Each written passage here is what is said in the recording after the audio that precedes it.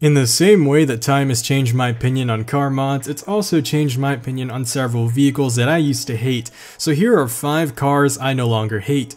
The quirky, weird design of this car honestly used to bring about a lot of negative feelings within me, but in the same way I grew to understand the boxy breath of fresh air that the Nissan Cube was to the otherwise stagnant design market because everything kinda looked the same-ish from the late 2000s to early 2010s, especially when you consider the generic looking SUV craze during those years. So it was honestly, like I said, a breath of fresh air to see these boxy cube little quirk cars, and honestly, I respect them because the drivers usually aren't too troublesome. They're some of the nicest people I've seen on the road. They don't have any negative stereotypes associated to them. You can get a relatively cheap car that has tons of storage space or tons of sound system space, which is something that people actually do with these cars, and they actually come with decent sound systems from factory for how cheap they are, and that's just some things that people value. Pontiac Aztek. I only hated this car because all the cool kids on the internet told me to do so, but countless YouTube reviews and negative words aside, when you actually witness what is being shown in the reviews as opposed to what is being said, you'll find that this car is actually pretty sick. Now that I've developed my own opinion on it, I'm gonna admit, it's still ugly as sin. This is a terrible looking car. There's no denying that. It is horrendous looking. But it is pretty freaking cool. This thing has utility through the wazoo. It has some of the strangest features, like camping grilling, like you're sitting on the tailgate. It even has like, what, a 10 or something? It is just such weird features to it. The SUV market, it's changed a lot since the initial release of the Aztek. It's not about being a sports utility vehicle, it's about being a lifestyle vehicle. It's just all about this image of being high and mighty and above everyone else and thinking you're cooler than everyone else. And what I liked about the Pontiac Aztek is it actually existed prior to all these pavement princesses. It was actually a sports utility vehicle still. It still has lots of utility in it. Ironically, it's a car you're probably least likely to find a typical mom-looking Karen driving. It's actually a decent SUV. Again, still ugly, but pretty good at what it functions for. The BMW M6 second and third generation. While the original M6 was loved dearly, the return was met with many insults from the host of Top Gear and onlookers worldwide. It was deemed a sad puppy dog because of its front fascia and how it just looked generally sad, and don't get me wrong, I now love the M6 dearly, and you probably are sick of me singing it praises every chance I get in every list video that I ever mentioned it in, and you're probably wondering, well, Bladed, how the heck did it end up in this video? Well, see, I have a secret that I've been keeping from y'all, which is that I once loathed this car. Like, I really hated it. I've done a complete 180 on the car. This is probably the only car in my life I've done such a massive 180 on. When it was initially released all the way back in 2006, I was just a total sheep. Jeremy Clarkson shat all over it on public television. I was just nodding my head, letting it sink into me and just nodding along like, yep. Even though the pitiful sales figure of this car still show that unfortunately it was generally disdained and looked down upon, I do regret it a lot because the second generation M6 is probably, if not one of the coolest cars on the road you can get for the money. It is BMW's only V10 ever made, the S85. It was also put in the M5 of that generation, but the M6 is a two-door coupe, it's low-slung and has carbon fiber all over the place. It's such a sexy beast. I don't know how people thought this thing was ugly. And of course, the reason they thought it was ugly was because it was the antithesis of normal BMW design.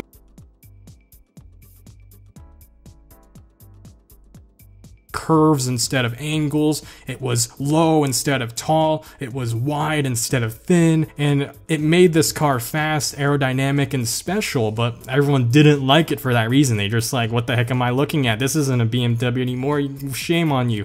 And the M5 was the one that everyone, even to this day, still's like, that's the coolest BMW because it has a V10. I'm like, are y'all forgetting this one also had a V10? They're just like, shh, we don't talk about that one. That one's ugly. I'm like, no, it's not. Fortunately, the opinions started to sway as the third generation was unveiled because they fixed some things in it in the sense that it had prettier headlights. It didn't look like a drooping, sad dog anymore.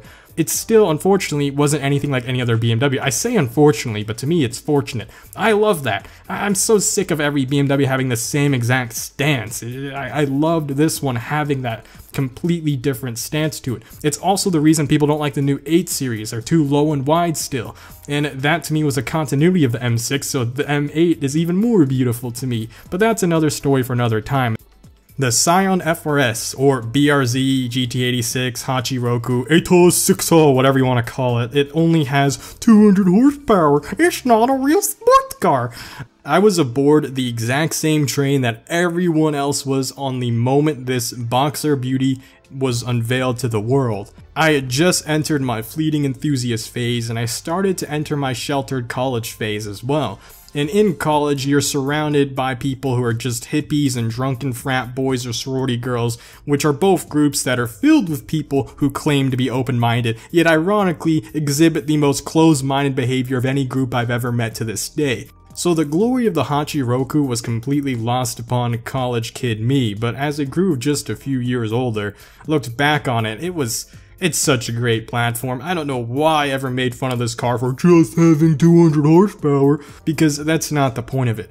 It's a car that costs the same as like a V6 Mustang, but sure, it'll have 100 less horsepower than it, but it's gonna corner way better than it. All the money that was spent in this car went into its chassis design, its handling, its suspension, its cornering capability. This is a car that is an autocross machine right out of the box, and with how cheap you can find Scion FRSs used especially, it's an insane car for the price. This is also a car that, from the hindsight of someone who owns an insanely fast to me, I know someone's uncle's grandpa's Goldfish has like a 1300 horsepower GTR, I don't care. I have a 700 horsepower car now. It's not nearly as exciting as you think it would be, because I made a whole video talking about this style, link up here. I have to set aside time to enjoy Leone. It's still fun, I still enjoy it, but what I love about the existence of cars like Miatas and FRSs is that you can actually use their whole power band all the time. So if you live in a city that just has tight-knit roads, and just constantly goes stoplight to stoplight, this is a car you can actually punch around and not get bored to tears with while getting terrible gas mileage.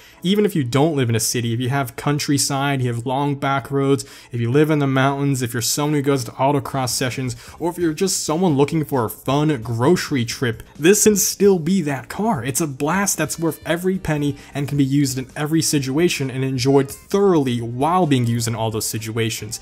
And that to me is the beauty of quote-unquote slow sports cars, is that their slowness is actually where all the fun is, because it feels like you're dying even though you're only going 40 miles an hour.